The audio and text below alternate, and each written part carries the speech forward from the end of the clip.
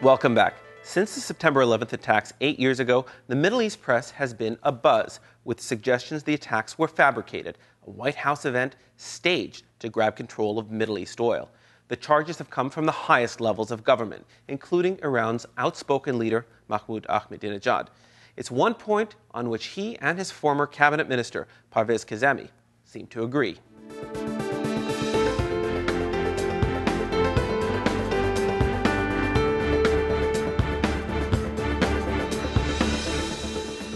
After 9/11, Iranians held vigils in commemoration of the victims of 9/11.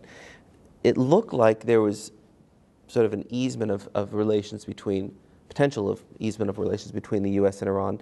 And then the following year, during the State of the Union address, George Bush called Iran part of the axis of evil: Iran, Iraq, North Korea. What was your reaction when you heard that speech?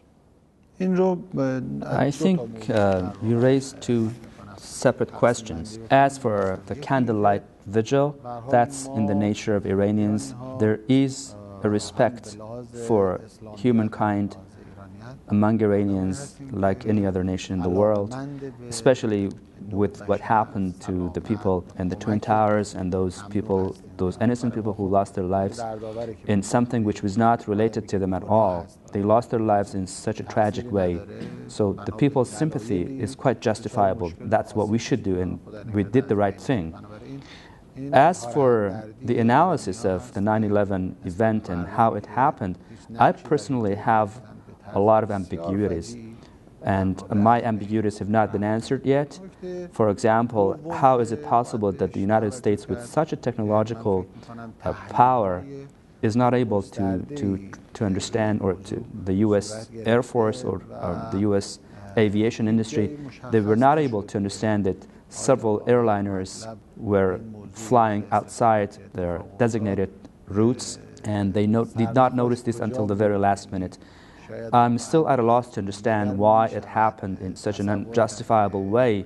About 200 U.S. pilots issued an analysis in which they said that no amateur pilots can steer an airliner into or slam it into a building unless he has been a professional, a true professional, who has spent hours and hours on practicing this. So maybe in some years, maybe in the near future, maybe after 30 years, we know a little more of the secrets of what happened. I'm not a conspiracy theorist, but what I'm saying is that talking about something with so many ambiguities and commenting on that is still a little premature. And it particularly is premature when it's made by a president who just connects us to what happened. You think that there may be more to the 9/11 attacks than the 9/11 Commission and journalists and the government have revealed? That there may have been some motivation within the U.S. government to orchestrate it? What I know for sure is that there are still a lot of ambiguities. There are many big question marks, and the experts are still unaware of what really happened. Maybe I'm not in a position to say who was responsible for the attacks at this point. I don't have a lot of information, but what I know for sure is that those who carried out those attacks were fully aware of the military issues and the logistical issues.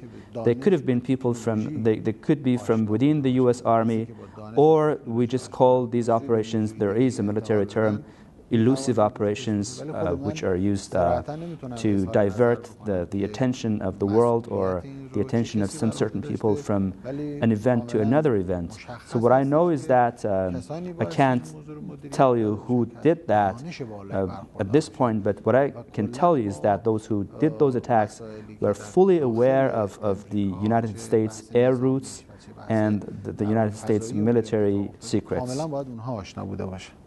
Thank you very much for joining us. Thank you very much.